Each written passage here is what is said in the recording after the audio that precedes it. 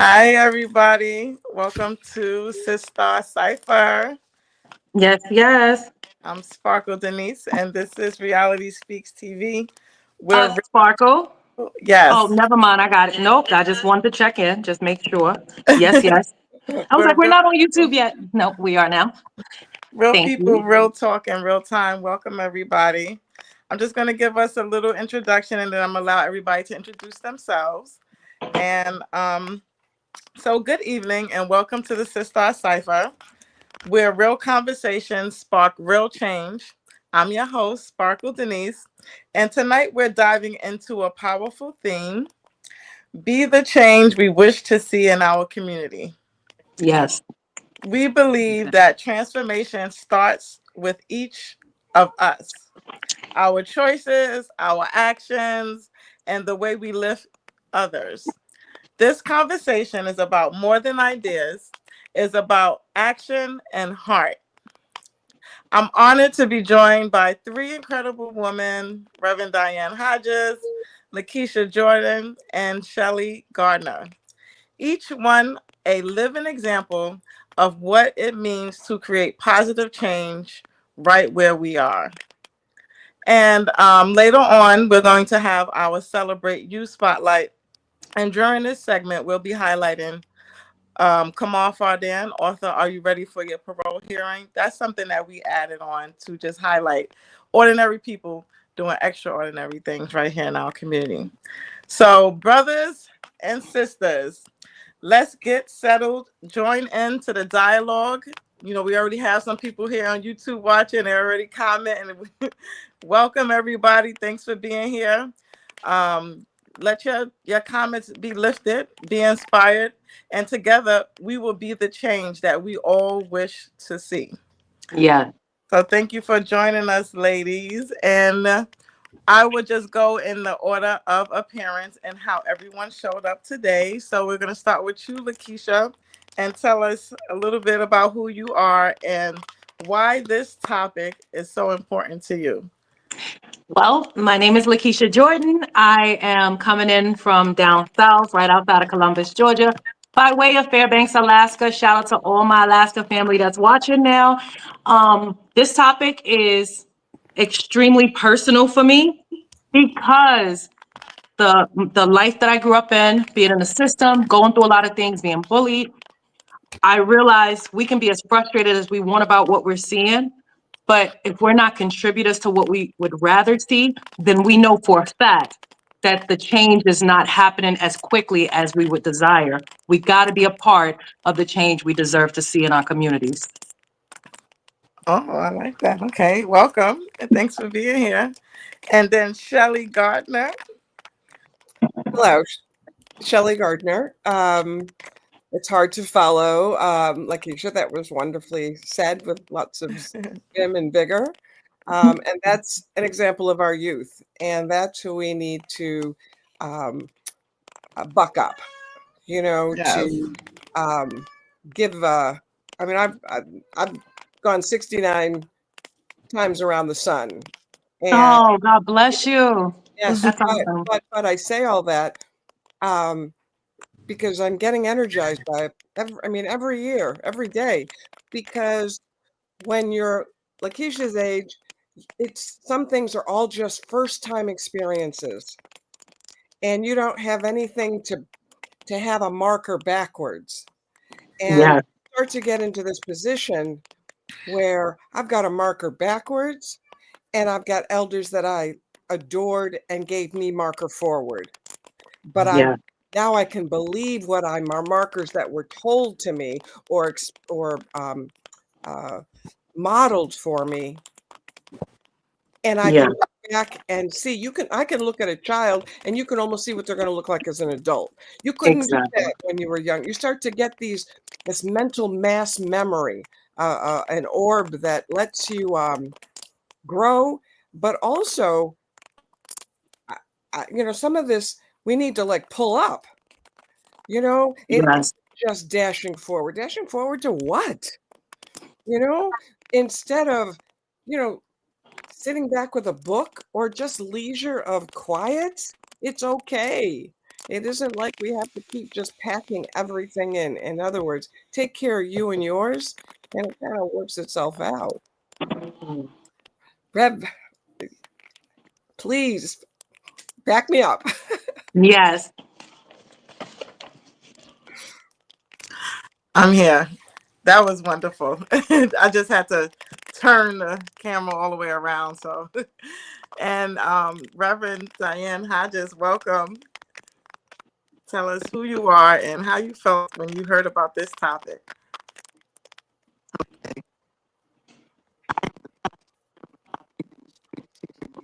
New York, been in ministry for approximately 30 years. You're breaking up, Pastor. Oh yeah, Rev. Oh, Mike check.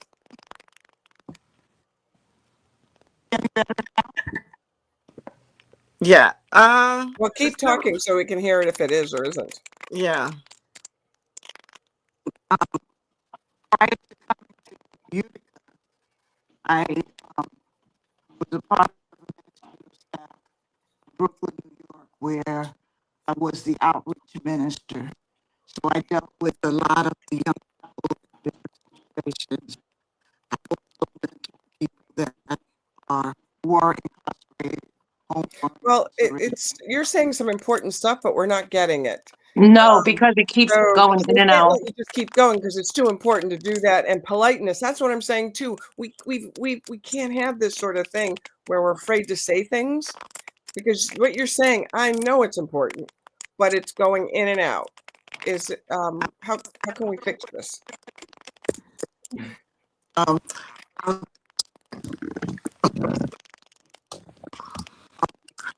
If you have a Bluetooth on, disconnect it, Pastor. Do you have a Bluetooth on? No? Oh. Oh, you Well, might maybe you can actually have to try. come back in. Yeah. You might have to come out and come back because we heard you better last time. Come out and come back in. Okay. okay, I'll do that. Oh, you can hear her perfectly when she just did that. When she said, "Okay, I'll Can do you that." hear me better now? Perfect. Yes. Yes. Okay, as I was saying, I've mentored many young people that were in prison or their parents were in prison. So I've spent a lot of time talking to young people. And one of the concerns that I have here in Utica are the young single mothers trying to raise children by Mhm. themselves and making it through this daily life. So yes, Mhm. I'm interested in the community and the struggles of the community and trying to make the community better. So I thank you for this opportunity with you ladies tonight. Oh, thank you. That was wonderful. Um, so I'm Sparkle. I just wanted to say when I first heard this topic brought to me by Lakesha, I was saying, wow, I don't know how I would, how would I put these into compartments? How would I put this into talking points? So that was, thank you for that, because it helped me to dig a little deeper and, figure out who I would have on, what questions I would ask, and things like that. So, Lakesha, I'm going to start with you for our round of questioning. Thank you all for that greeting. The first question that I have for you, Lakesha, is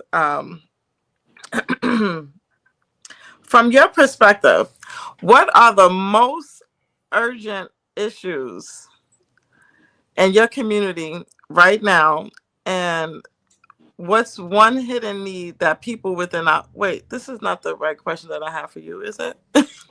No, but I'm down to answer whatever you throw at Okay. me. Because I'm That's like, if where did this you even come go where you're from? led. You go where you're led. Okay, so from your perspective, what are the most urgent issues in your community? And what's one hidden need that people within your community may overlook? I definitely feel like there is mind you, I'm just moving from Alaska down south. And I like to tell people it doesn't matter where you go in the world, you're going to come across places and spaces that have needs, where there's, all sorts of craziness. And one of the things that I automatically picked up quickly while living down here, since I signed up for all the news alerts, is that it's a lot of crime. And my no is that I can't give you what I don't have. I will say that till I go to my grave. There's a lot of hurt. There's a lot of, like this panic that comes from people that feel like, oh, they're hopeless. So we have to go rob. We have to go kill. We don't have self-control. And so even as I have touched down here a few months ago, I did assist a gentleman with his campaign. Mind you, I know nobody, but I happened to run into a gentleman and happened to be coming in during campaign season. And he's like, I'm running for school district. Da, da, da. And I said, you know what? I don't know anybody, but I know I'm all for us trying to be a part of creating change in the community. So I kind of stepped in and just little areas, see where I can help. I literally only had 2 weeks to do anything, but even just sitting out there and promoting, his campaign and stuff, that we just have to get involved. Yes, we do. Yeah. I just wanted to inform you, Reverend, that your camera is off. I'm not sure if you were aware of that. Okay, let me try this. But I don't want to, like, you sound good, so I think I'll take your audio. So you know what? Okay, so I'm going to leave it be then. Yeah, leave it be. Leave it be. Okay. So right. the next question is going to be for you, Shelly. Well, first, this is one of those nights, guys, right? Like, I'm here for it. Be the change. I have the font so big that I have to scroll. Okay, here we are, Shelly. If you can imagine our community 5 years from now, and I'm saying our community because we live in the same community, but, in your community, our community, 5 years from now, what positive changes would you most want to see? Families. I'd like to see, and the cohort of a family is not a mother, a father, a cohort of a family is laughter on a porch, folks walking up the street and engaging with each other. I want to see engagement. To me, that's family. Yes. Not the following something on TikTok or YouTube, or parroting things that don't exist. They're not even speaking. People aren't speaking with each other in a room, in a family, whatever that the construct of your family is. And back to cooking, and I don't mean like HGTV cooking and but I just mean like going to the market and saying, what are we going to have for supper tonight? Or making that activity with the family, saying, you know what, let's all sit around. What do you want on Tuesday for supper? What do you want on Wednesday for supper? And then let's make Thursday the leftovers. And what happened to leftovers? When you cooked, they taste the best the next day. And so we're seeing, as a result of this, these numbers of 20, right now it's 20, 30, and 40-year-olds with cancer. 50, 60, 70, 80, it's not eradicated, but those numbers are depleting versus increasing. And I'd like to think it's because if I could put my JFK, I ain't a doctor, but I'm going to tell you what it is, hat on, that it's too much fast food. It's too much processed food. It's too much liquid food. Your body needs to digest foods. And pardon me, one moment. Sparkle, we're all out of the camera range. I don't know if you know that or not. Yeah, I'm trying to get us back in the camera. This is unbelievable. Okay. I do apologize. Yeah, I'm trying to get us. No, you're good. Trying to get us back here. So my 5 years is that families are doing just basics, back to basics in a sense, where somebody gets a hand-me-down and it's proud of it. It's not, this false god stuff, running for stuff all the time. And so I'm a little bit different on getting involved. I have been involved. I've run for office. I'm involved in the community, but in the last 4 to 5 months, I've decided I'm pulling back. I'm done. I'm out. I'm not that Democrat that everything's, and I'm definitely not a Republican. And I just want to take care of what comes across my plate and be a little more introspective, so that when I do think to do something, it's coming from a volume of thought, not just like you're running all the time. Everybody's running, but they don't do anything. You go to meetings and it's a copulation of going through the minutes, and then, to get everybody in an hour and a half, but nobody's talked about nothing deep or productive. So, Correct. so I'm out in many ways, because I'm hoping that we do go back to books and family and food and just slowness. Yeah. I agree. And I want to interject as well. For you guys that are watching, we would love to hear your perspective. Chime in the comment section. How would you like to see your community in the next 5 years? And because I know we have people viewing from different states, what are some changes you want to see in your community? And, don't think for a second that it's not relevant, that maybe you might be in a particular environment and you're like, well, it's not that bad. We all could use change for the better, no matter where we are. So come on and get in the comment section and just, put in some ideas. That's right. Yeah. That's right. Yeah, I like that. And we have some comments too. So I just added the live stream comments to the right lower corner for if someone adds to get what you just said. But we're gonna go back to the people in YouTube who's watching. Reverend Hodges, this one is for you.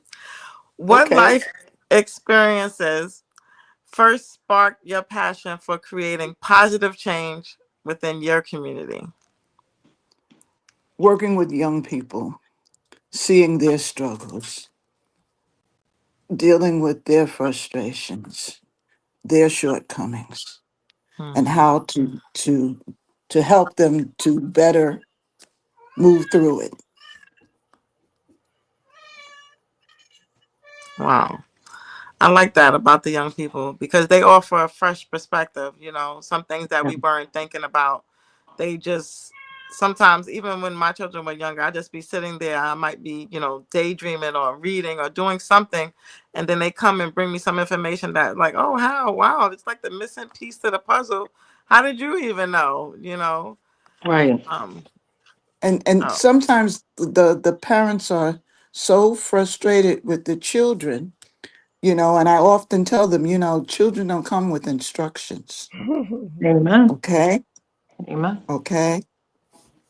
And it takes a lot of patience. It takes a lot of listening. It's not always good to yell and cuss and scream at them, because you're defeating the problem.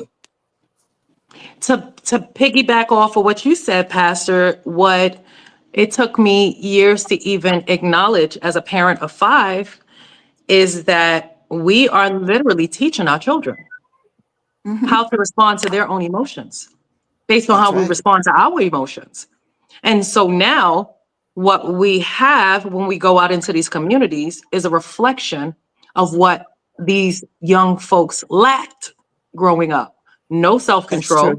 So the system in the world controls them. Every word you say that triggers them controls them. So they don't have the self-control.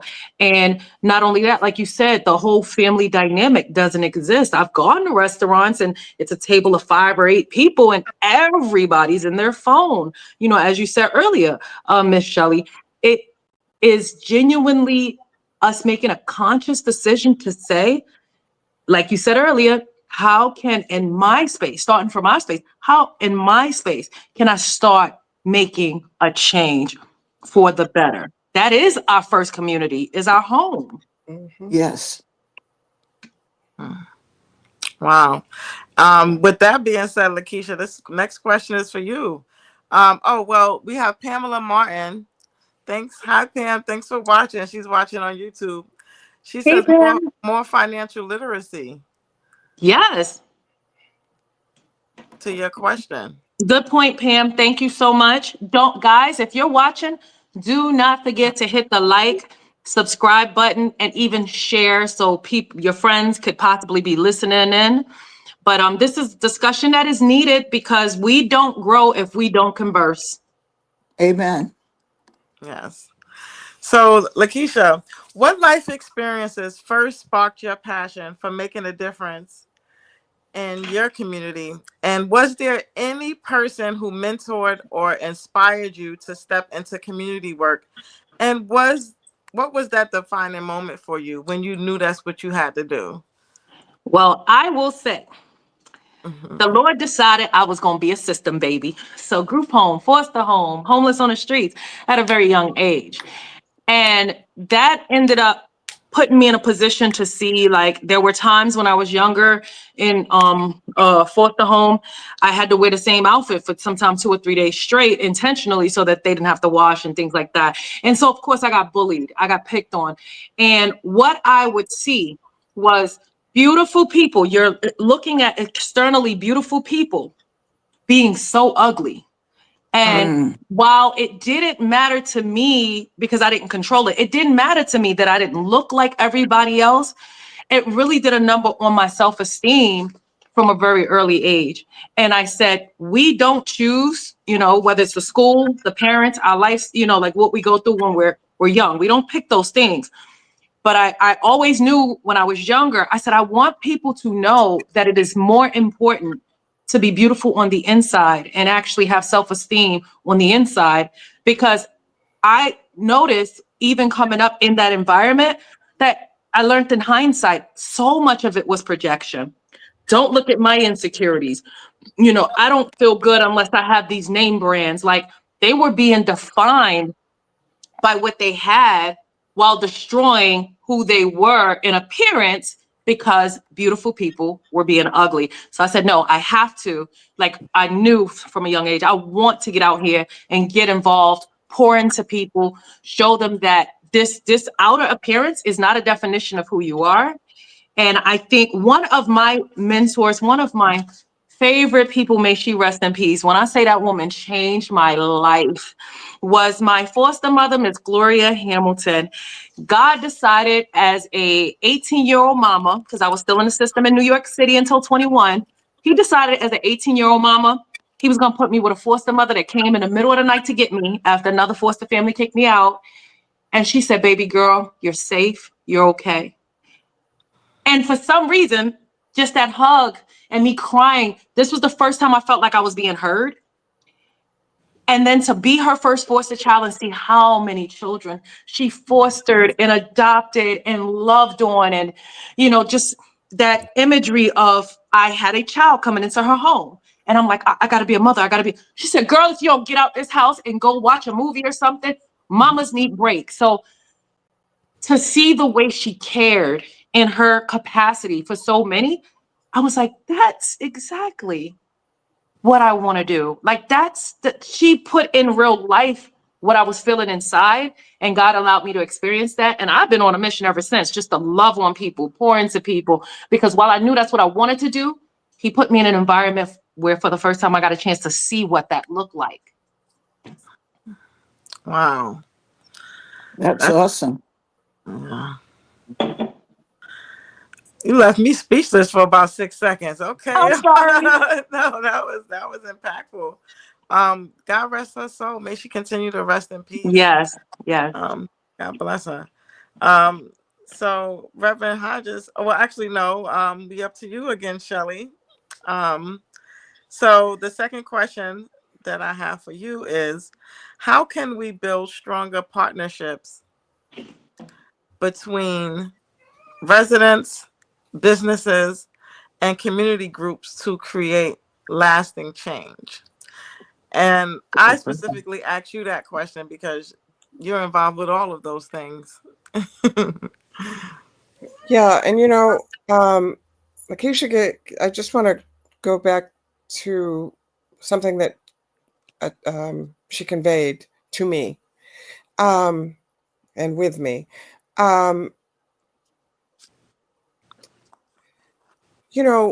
In especially in forums like this, I've been lucky. I've been privileged, but that's where I'm going to begin my speak out that we're lazy, and the advocacy of reaching, or the lack of empathy, because everyone doesn't have the same stories, but everybody has the same emotions. Right. And if you can't reach inside of yourself and stop and not be trading to like, oh, I don't know that. I don't. Well, of course you do. It's just called something. It's just a different picture. Being afraid as a parent, having relationship issues, having financial issues, no matter what strata you're in, because you're living at your strata, and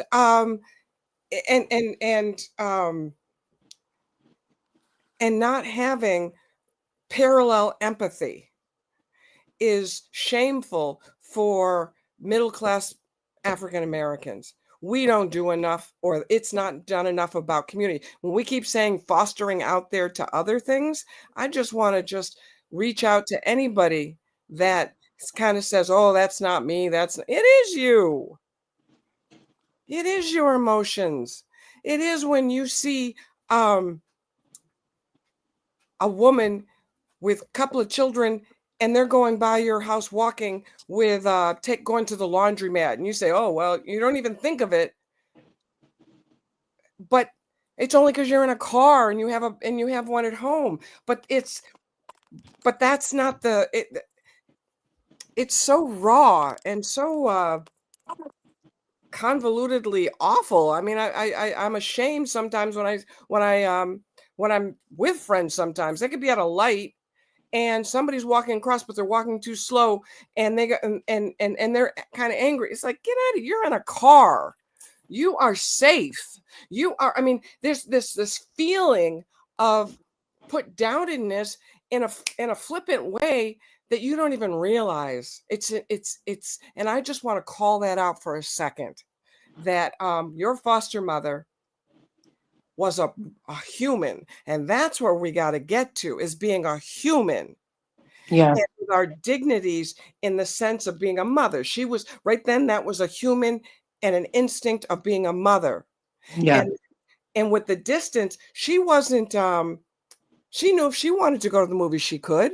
She knew and that's what we got to stop. It's like, and know that it's an event. It's a piece. It's a delight to just have the weight off, to go, what do I want to do right now? And so we put on burdens to our community that they don't sometimes have to be saddled with.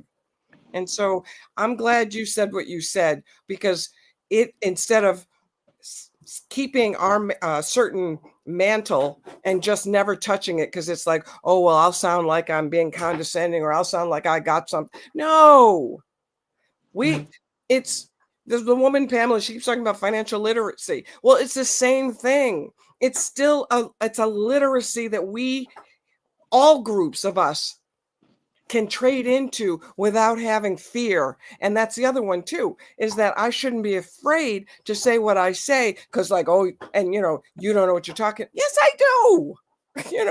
And so it's everybody listening for the voice that connects. And that's what the takeaway that I got from you, Lakesha, was that humanity of a person to a person that knew, tailored what you needed right then. And it comes across all of us, no matter where you are in our stratas, to each other. And I'm sorry, I'm done. No, I thank you, Miss Shelly. And because you brought up Literally, I think the expansion of that was phenomenal. One thing I wanted to offer to add to what you're saying is there are a lot of people with I can't do anything. And I will say, even in Alaska, if my Alaska family's still on, one of like every little thing helps add to the change that's needed. That's And right. even when I was in Alaska, Yes. the kids coming home from school, I didn't have to know you. I didn't have to know your name. I didn't have to know your mama. I'd be like, how was school today, sweetie? Or you make sure you have a beautiful day.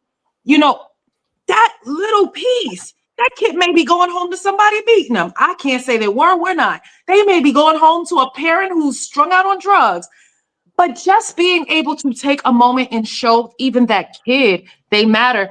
By God's grace, a lot of the babies, because I was in Alaska for 23 years, a lot of those babies are fully grown. But to have them still all these years later come back for the advice, for the, hey, I graduated, hey, I got this job, I did it. The point is, God allowed me to see the fruit.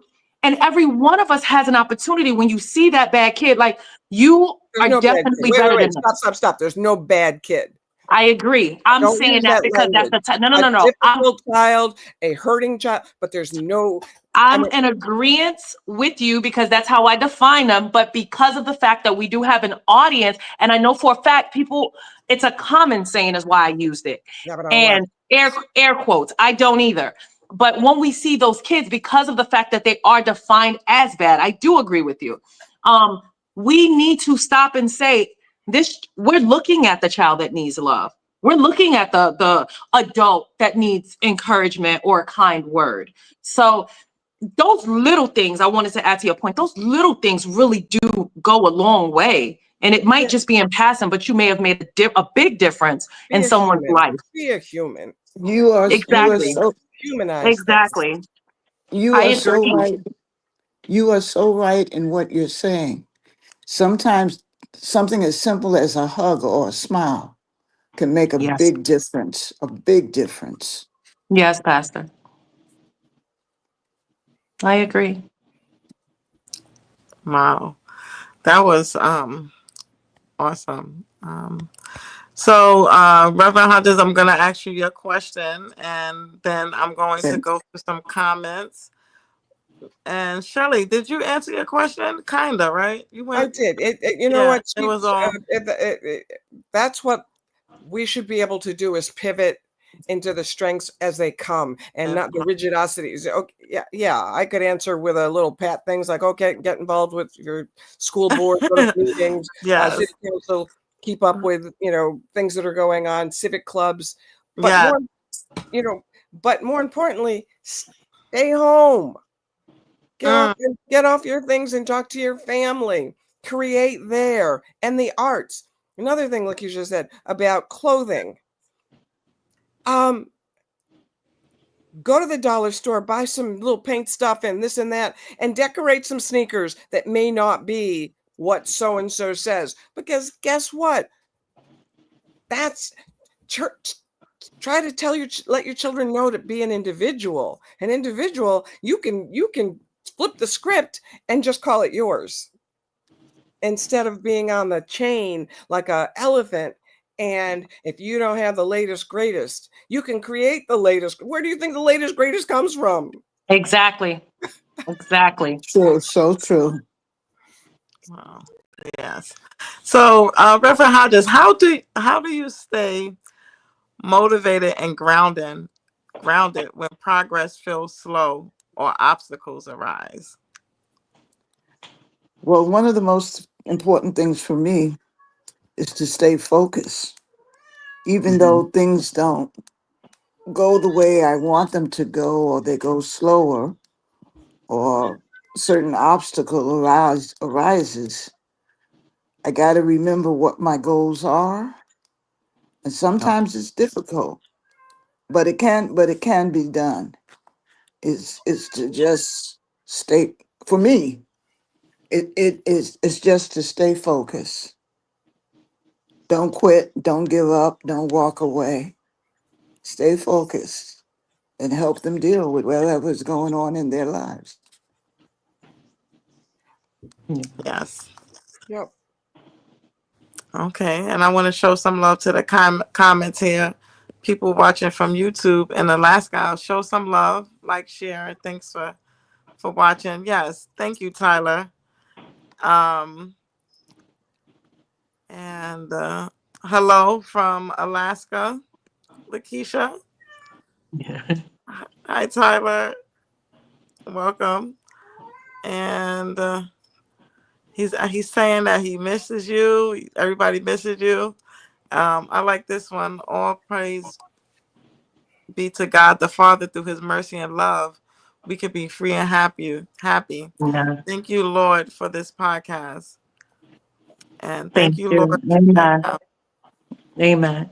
Tyler, tell Tamara chime in. She should be watching. But Tyler says, be the change you want to see in the world. yes. We Yes. need to spread God's word to everyone. And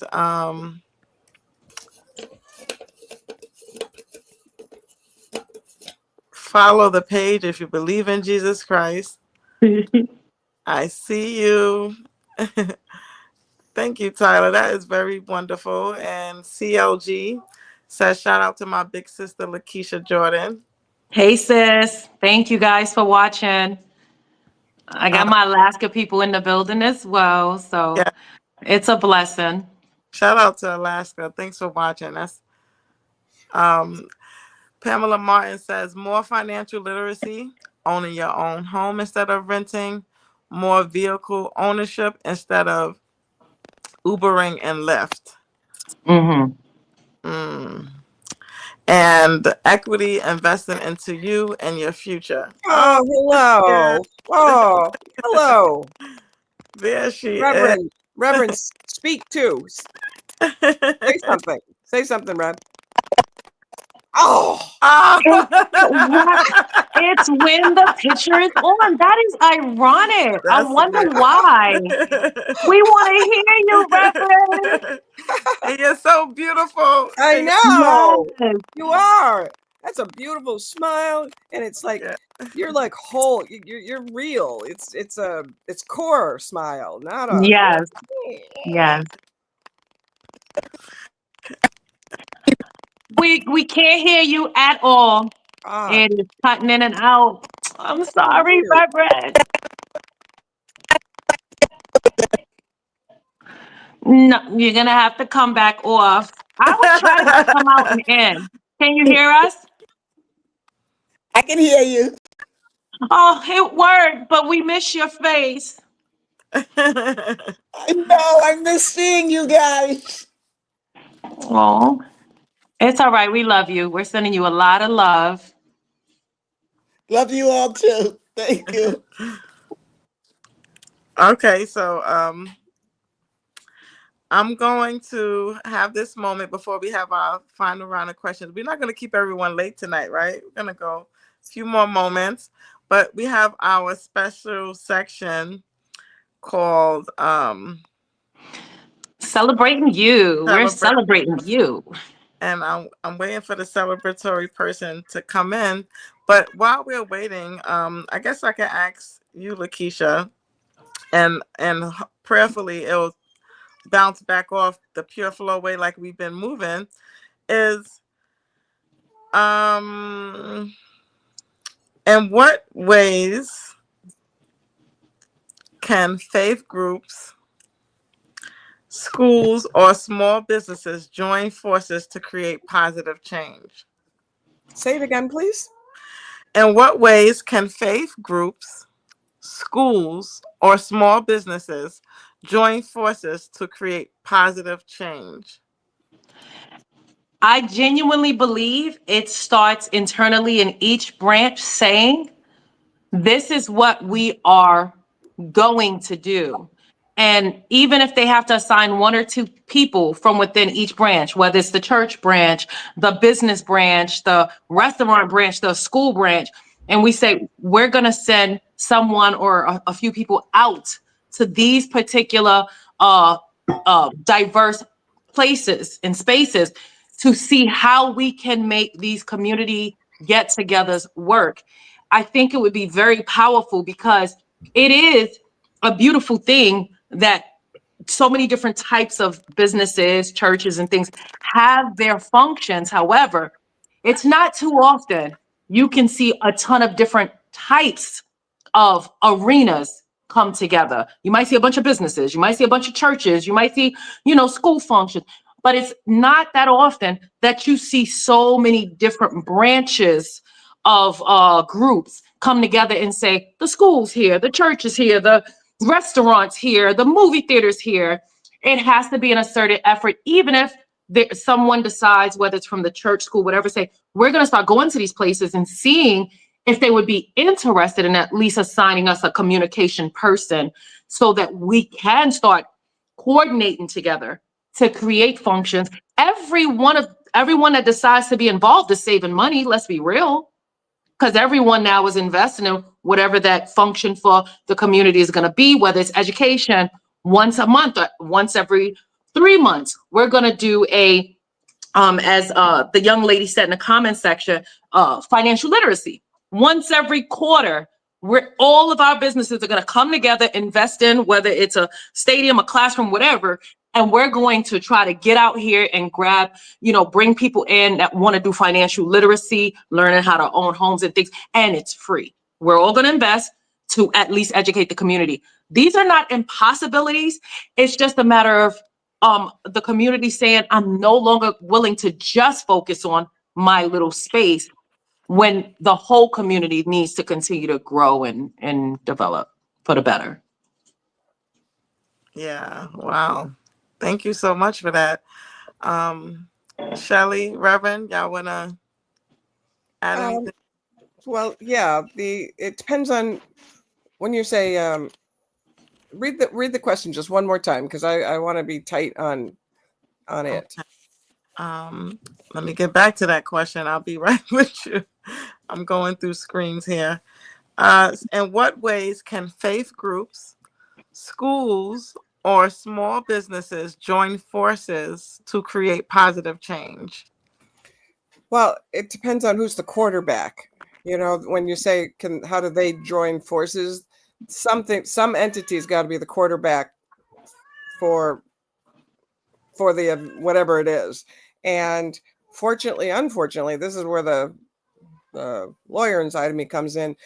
The schools and religion or faith-based entities they have their own mantle, and they could be quarterbacking and bringing in businesses, but they can't go into the schools. So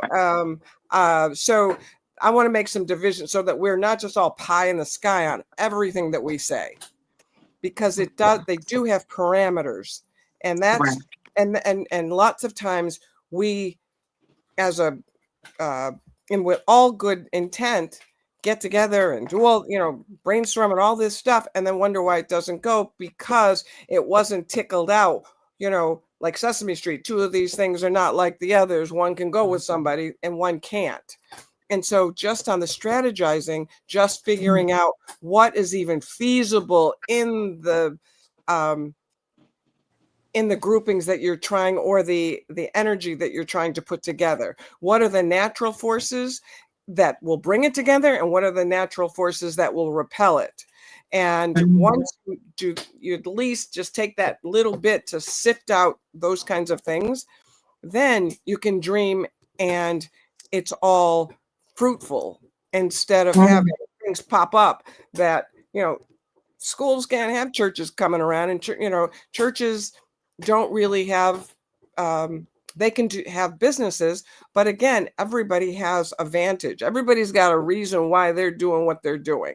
When you bring entities, it's what I would like to see is in the schools with higher education folks, with business folks, with artist folks, that you come in and you offer that in the early years, you tell they get a wide array of a smorgasbord of what's out there. And then maybe in 5th grade, they start to come in and they do little workshops, and people can sign up.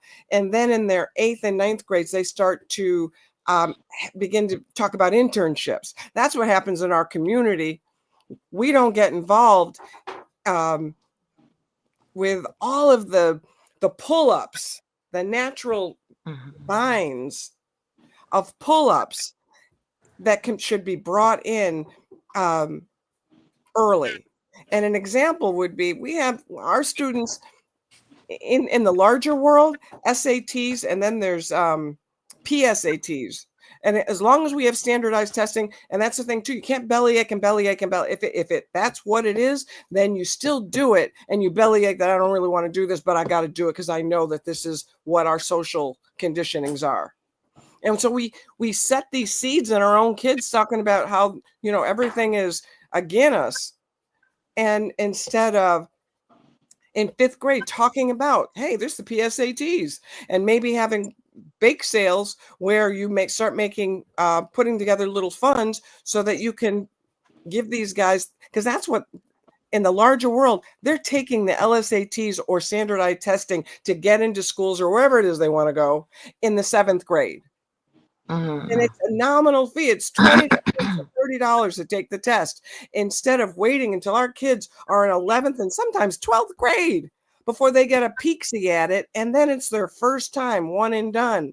You can't do that. You got to get the shakes out. You got to get the scares out. You got to, like, this is just another test. So that's the sort of things that I would like with the merger.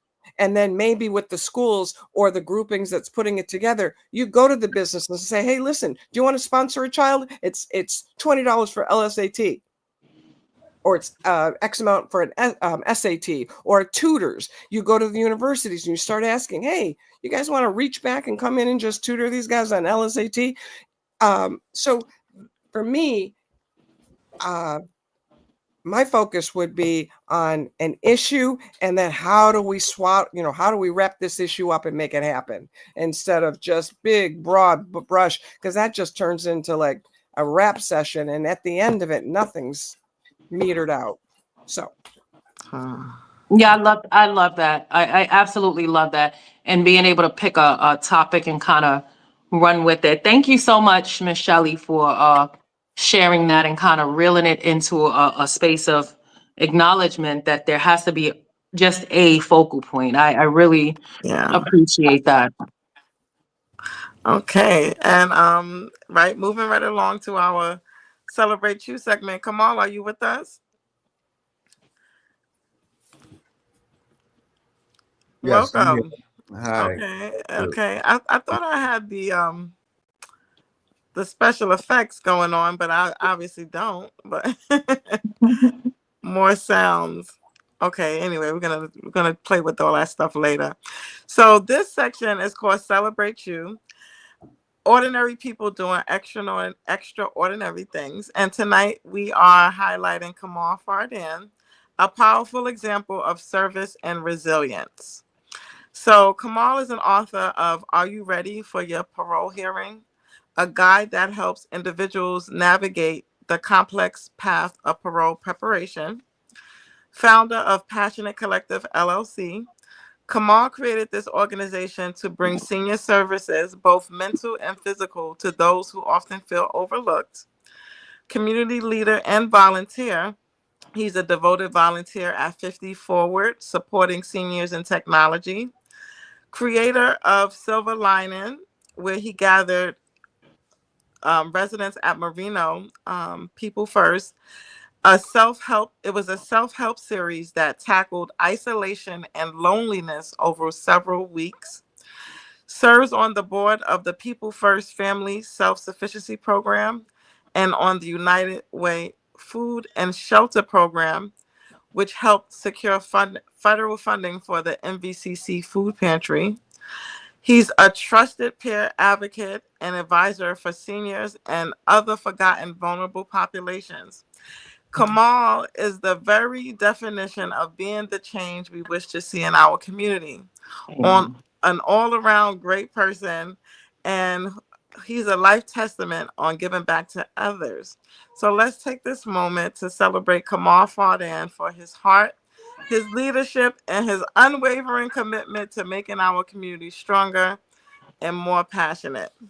Thank you, Kamal. Congratulations, Thank Kamal. you. Congratulations. Yes, Congratulations. I appreciate it. Appreciate that someone that actually appreciates and recognizes the little, whatever little is being done. Um, but I don't know. So, do you have Or questions? whatever lot is being done. Don't do, not I, don't. Oh, I mean, exactly. that's I a was half full. there See, that's the mentally. difference Yes, that's a too. lot. How we couch things, glass full or empty, but it's always half full. And then dare it to drop down. thank Not you. try to fill up. So I guess I would ask you, Kamal, the question I would ask you is, how do you overcome challenges? Like when it feels like things are not going well, or you might be at a standstill, or you might be in a rut. How do you cope? How do you come out of it? How do you overcome? So presently, there's a lot of shifting going on within me about how I approach it.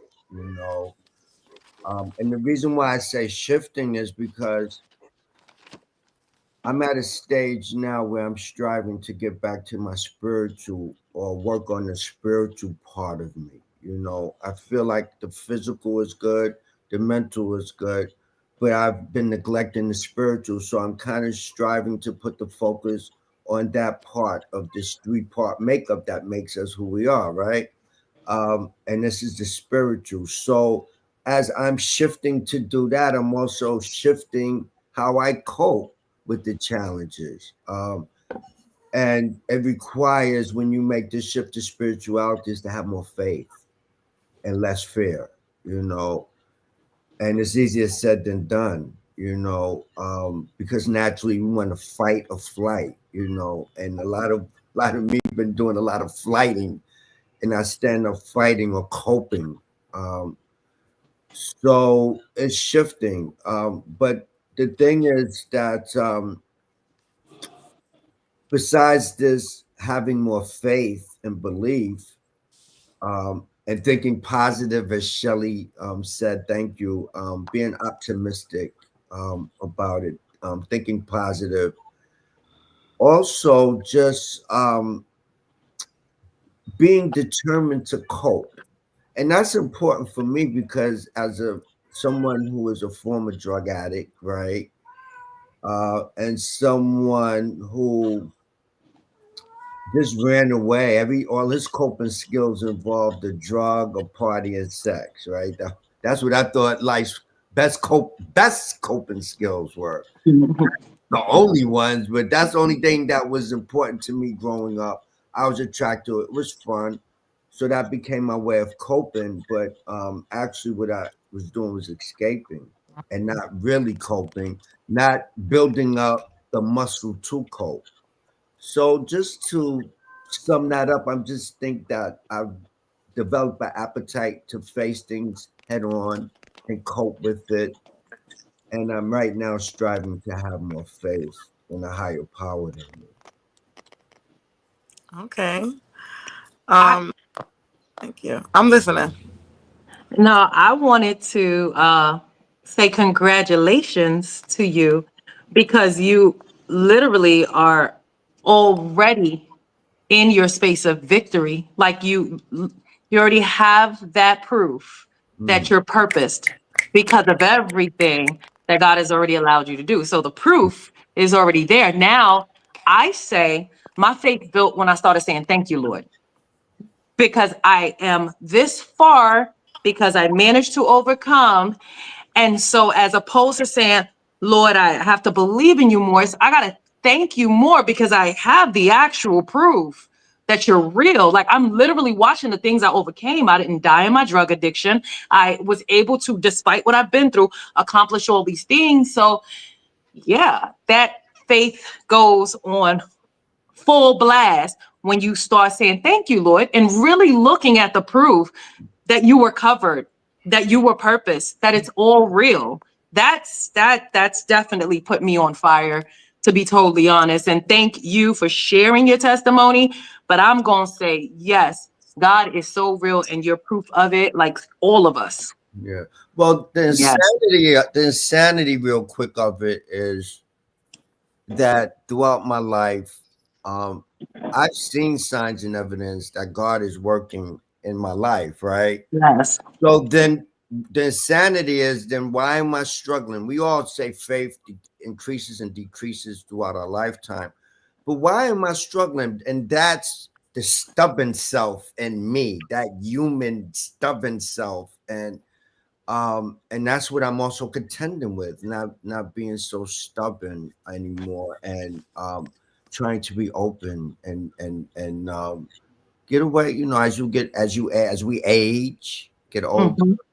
it gets a little worse with the stubbornness and the pigheadedness. And Can um, I ask you? Oh, sure. no, real quick question. Are you reading the word at all? Are you reading like the Bible at all? I have been going to church a little bit lately. I've been going to Bible study, and that has been forcing me to read a little bit. I went and got me a Bible. I'm not a stranger to the word. Okay, I'm not Yeah. a stranger to church or faith at Yeah. all, actually. And let me just say too, if that answered your question, I want to make sure that I say that the accolades that was given to me is not really I don't think appropriate or fitting. um it sounds good, but it's not an accurate description of what's really happening. And what I want to say is that I like to think of myself as a survivor, and Right. therefore we are all survivors. Whatever you've been through, I think I like that perspective because that has a positive spin, and it should add strength to what you're doing. If you think of yourself as a survivor, wait a minute, I survived that. Well, then I can do anything. Then it Right. should be something that gives us strength. So I like to look at myself as a survivor, right? Um, and I survived some stuff. I'm formerly incarcerated.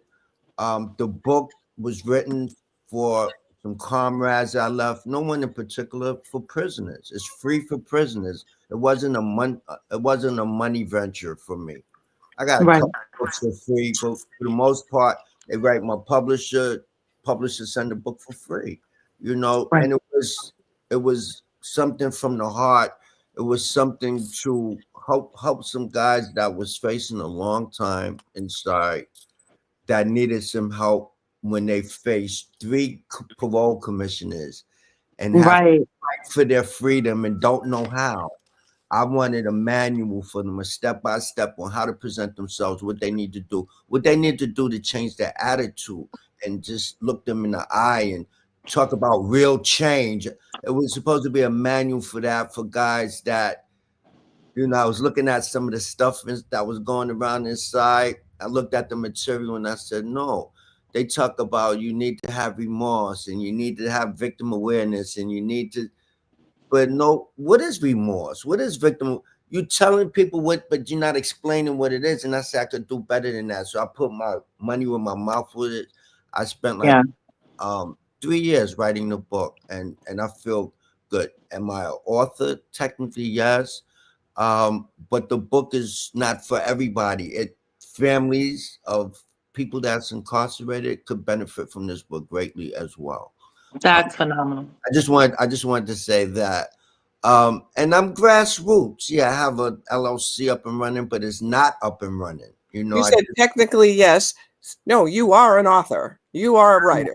You are an author. Number one. Number yes, two. correct. Yeah, Name, correct, what's Shelly. the name of the book? So the book, pronoun. Say the name of that book.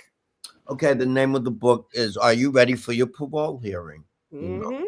So I think what I'm trying to say is not a book meant for everyone. It was meant for a It doesn't certain. matter, but you still Yes, honor yourself and say the name. you're right. And then what did you say? I wish I could roll the tape back a second ago. You said I'm kind of a writer or something like that, and it's like, no, I you wrote a book. I know You I wrote a book. hello. You know how much you struggle was. you I'm can't be trying to kind humble of you myself. can't Give be me some kind of grace you here, are you Shelly.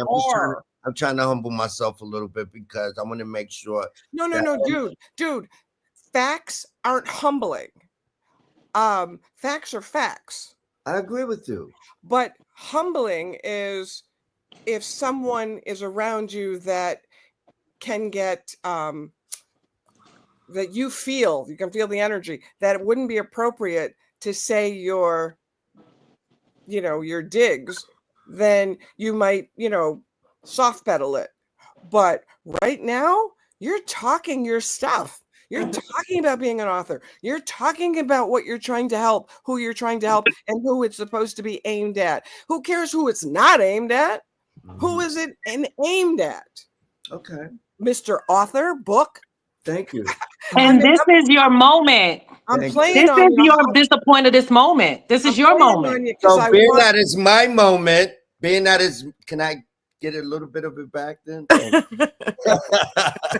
If it's my moment, thank you.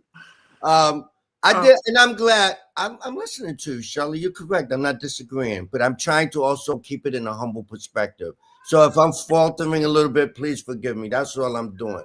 But I did want. I'm a little disappointed. I think I should have been on the show from the beginning, and I'm going to tell you why. Because there was so many good things said. I was forced to watch for 50 minutes and listen to a lot of things said that I couldn't respond to. And I don't think that was, hold on, it's just my moment here. I listened to you for 50 minutes and didn't get to say anything. And I didn't get a chance to respond. But I do want to respond to something specifically you said, Shelly, okay? You said a bunch of good things. But there's a little something that as a senior that I'm working with seniors. That's what I'm striving to do. I've been doing a lot of pilot work and I'm pretty good at it. I can get a senior to pivot with technology. I love looking in their eyes when they tell me they can't do a thing. And I say, no, wait a minute. Yeah, I can do this. And they go off with their phone and that pivoting moment, stop telling me you can't. But anyway, what I want to say to you is I agree with you when it comes to technology. With 5 people sitting on the couch and texting each other, and you won't even look at each other. No, it gets that bad sometimes. It does. The room, and you won't even knock on the door. They come, can you come talk to me? We're texting each other, so I can still lay in my bed. I mean, it's just gotten really antisocial. I agree with you. But what I think as seniors we need to do is start getting acclimated to this new society and make it work the way we want to work to our advantage. Like the things we want to do with youth and younger people, we're going to have to do through social media like we're doing now, right? We're doing this through social media. We ain't face to face. We're reaching people in Alaska through social media right now. She's in Georgia. We couldn't.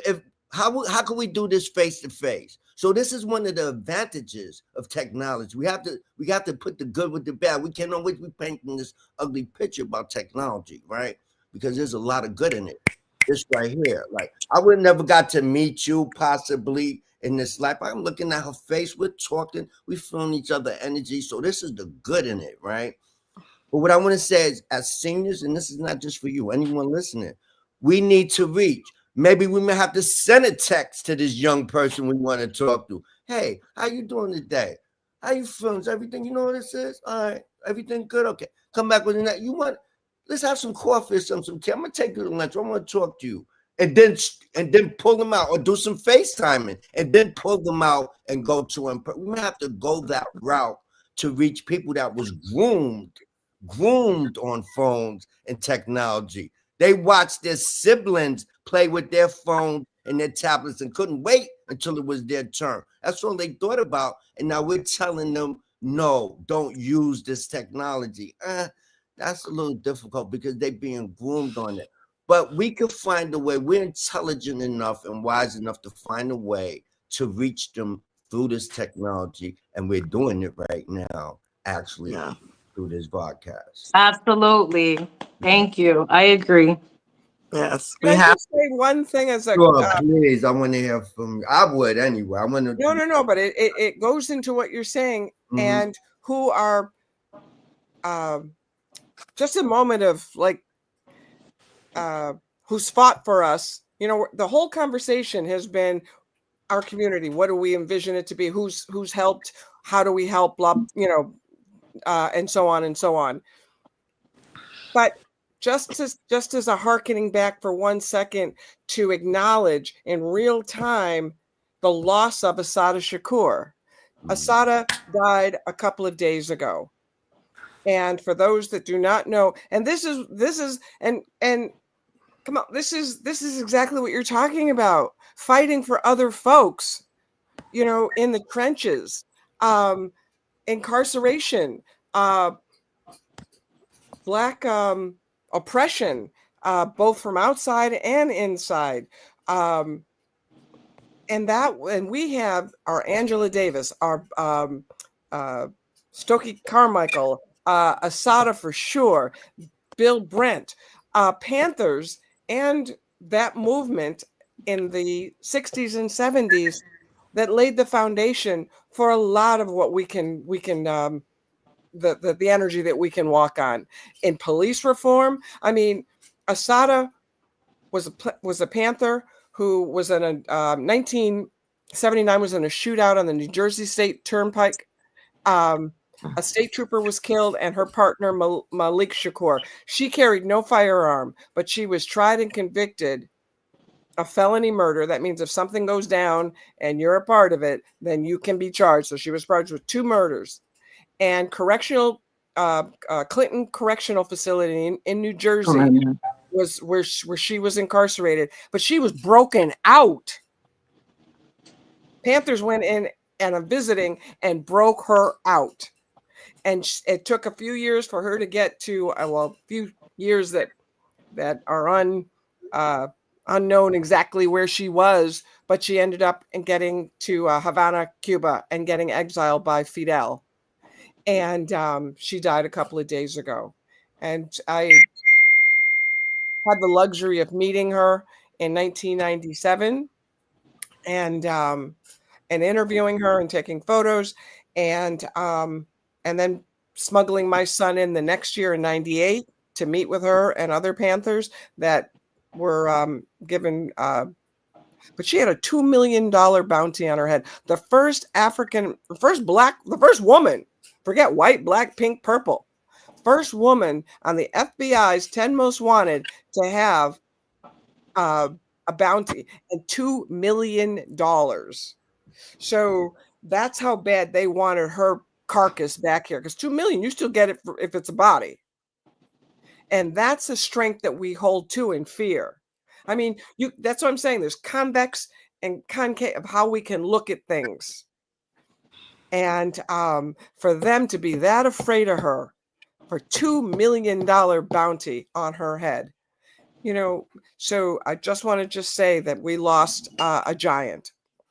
Yes. And I'll, you know, we got to, you know, we stay out there, but we also, this is how we can converse without being on the away from one another in a room. Talk about topics that everyone can grab and converse with, and that's called conversation, and you can bring your families home with that. Nice. Yes. Rest in power, Shada Shakur. Yes.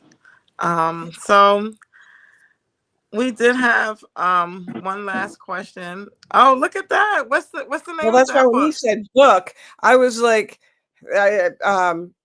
this is Asada, and then she signed it to me in Havana. Wow. And then Angela Davis was at Hamilton College a few months ago, and I brought the book, and I asked her to sign. So I have, first of all, there's no Asada, very few Asada, and then to be signed. And then Angela Davis, the 2 most powerful Black revolutionary women, to have a signing by both of them. So those are the kinds of things, not signings, but I'm meaning curiosity and depth. That's all you got to do is introduce a subject. When people say they don't like books, or they don't, just maybe it's on anime or baseball. I mean, just curiosity. Curiosity makes everybody look for something. So I'm done. Yes. Okay. Thanks for that. For that moment and history that I probably most likely wouldn't get anywhere else. To see an autographed book about her, to hear about someone who actually met her. You know, I've seen it on social media and I'm engaging that way, and I'm getting a little bit more curious about her that way. But to actually have someone who has met her, autographed book. What's the title of the book? Asada. Asada. It was written in 1987. Okay, so that gives me something to look into. So peace and power to her. So I just wanted to close out with one last question for everyone. What's one simple action each listener can take this week to start being the change? Lakesha? I'm gonna say I only been down here a few months, and I can't see a single neighbor unloading a vehicle, maybe have the baby and the kids running without saying, "Is it okay if I help you? Do you need a hand?" Or I just that is just so in my nature, and I've only been here a few months, but like I think I discussed with you earlier, even just last month. I don't know many people down here, but happened to run into someone running for city council. And I'm like, cool, got that information. I'm out there not knowing much about the candidate or anything. But my goal was to participate and learn as I go along. And so I'm out there promoting what he's doing. I got to meet some other candidates for different positions out here. And it may not seem like much to a lot of people, but the idea is no matter where you are, start with what you have until you get to where you need to be. Me just offering to help them with those groceries, me just offering to get the little baby running as mom is holding the other baby here and trying to get the other kids in the car. Those little things might not seem like much, but they really matter. There's little steps that make a big difference. And people notice because in some cases, even now where I live, I've actually seen other neighbors offering other neighbors, and these were the same people that I didn't see having conversations before I got here. You know, like in the beginning. Now there's more community interaction. You have to be the change you want to see is the point I'm making. You have to be it. Yes, you have to be it. Shelly, same question. What's one simple action each listener can take this week to start being the change? Ditto. And to piggyback on that is take care of what comes across your plate. You don't have to jump out there, but in your neighborhood, you see some little in my neighborhood or wherever I am, I see little kids and they're just doing their thing. But all of a sudden you start to have a rhythm where they see you, they know that you're a staple, but you don't know who they are. So that in itself is a founding. So you work on the foundings that you have, the moorings and the holdings that you have. And so then it's like just hi, because you're not the crazy, like going to steal them up. You know, I mean, you don't want to be too buggy. And so communication is seeing folks and then just hi. And then when they see you, they know that you're the lady that's going to say hi. So they're ready to say hi to you before you're even like doing it. And then what I do with especially little guys, anybody up until 12, it's when I see them and that rhythm starts. And so now the capacity is building on the rhythm. Right. So now it's, hey, so what grade are you in? 7th grade. Okay. So what'd you learn today? And they just go math or English. No. Math is a subject. Just tell me one thing that you learned. And it takes them so back that somebody asked for a depth, not just the gloss. Mm-hmm. So, and so they're befuddled a little bit. So they'll be like, oh, well, I go, you know what? Don't worry about it. But guess what? If I see you tomorrow, you better know the lady's going to ask you what you learned that day. And I said, Right. I don't care what anybody does in that room. Eyes on the teacher, because she's the only person, or he or she's the only person that can give you something that you didn't have going in that room. And so you're multiplying. It's like a mud pile. You're putting a little more mud and a little more mud and a little more mud. And you know what? For the first few times, they're reticent. You say, so what'd you learn? Oh, but I'll tell you what, the dividend comes in when like a month or two down the road, they still get a blasey. But when you say they're ready and they're ready. complete, and you can start to tickle it out. First, it's like a grunt, and then it's like, I want complete sentences. So they know that when you come to that lady, you're going to give, and that's what life is. The dissertation comes with having to practice saying blah, blah, blah, blah, not just grunt, because you can be really smart. And I tell everybody, everybody's smart. Intelligence is working mass memory and creation. Intelligence is creation, not smarts. Smarts is TikTok or looking on the asking Google, how do you spell? And it tells you, instead of you learning at the end what the root of the word is and how to build it. Yeah. So we've got to build, we've got to push people at curiosity and building intelligence, not smarts. Everybody's smart. I that is so true. I wanted to, because it's easy for us to dig into, what we can do for those babies, because it's a little bit easier. But one of the things that I make it a habit of doing that I think is also helpful if we like consciously think about it. When I go out, I purposely look for, something kind to say or intentional. Like I'm looking at people with intention. And so if I go into a supermarket, for example, somebody might have nice nails. I'm like, you have beautiful nails. Literally, it's a breeze by. Oh, thank you. I don't know how many times I've seen people, men and women alike, in a store, and they look like they are just done with life. And I'm like, that's an awesome shirt. That's and right. then all of a sudden they're like, That's oh, right. you talking to me? Thank you. I So see you. yeah, exactly. So that is, again, I'm only saying this because a lot of times people say, well, adults, they can do this and they could be this way. I always think light overshadows darkness, period. I've been a witness and a liver in that life. So no matter where we go, there could be something really small, like, oh, those are nice shoes, man, for a God to a God. Nice shoes, man. Where'd you get those? These here, The point is, those things light up the individual. And in many cases, we don't know what they're going through. They might have just needed something to show that they're valid, like to just validate their presence is worth something. And sometimes you're not going through any, that's what I'm saying. Sometimes all of this, sometimes it's just, hi, like I'm alive, you see me. Yeah. Just validation. It's not Yeah. always dark and bright. That's why I said sometimes they're actually going through things. Sometimes they're thinking. Yeah, that's why I said sometimes they are going through things. Sometimes they're just thinking. Sometimes they're just focused on their task at hand. But the point is, no matter what it is, you validate and that their presence matters and that you see them. I agree. Okay. Yeah. And I just wanted to go and say hi back to Tony, who's watching from Facebook, who says hello. Hey, Tony. And Thank you, also, guys.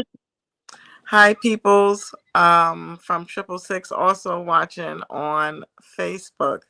And that is what we have tonight, ladies. Thank you so much for joining us. Yeah. I just wanted to mention to people that if they wanted to highlight anyone, if they wanted to highlight some regular, ordinary person doing extraordinary things, please reach out to us here at Reality Speaks TV. All one word, RealitySpeaksTV@gmail.com. So that's RealitySpeaksTV@gmail.com in case you wanted to nominate someone to be highlighted for the Celebrate You spotlight here on Sis Star Cipher. Yes. So I just wanted to tell everyone, thank you for joining us. Thank you for listening through Facebook, LinkedIn, and YouTube. This evening, Sis Star Cipher, a special thank you to our guests, our co-hosts, Reverend Diane Hodges, Lakesha Jordan, and Shelly Gardner, for sharing their wisdom and their heart. Celebrate You spotlight, we had highlighted Kamal. Thank you for showing how dedication and compassion truly transform our community. Let's carry tonight's message forward. Be the change you wish to see right where you are. Amen. Until next time, I'm Sparkle Denise. Keep shining, keep building, and keep sparking change. Yes. This is Reality Speaks TV. And that's a sharp touch. sharp top, Sparkle. Oh, thank you. Booba from Nigeria. Thank you. And hi to my Nigerian family. Shout out to you. This is Reality Speaks TV. Real people, real talk, real time. Good night and be blessed. Till next Good night. Good night. Be safe, everyone. Good night. Okay.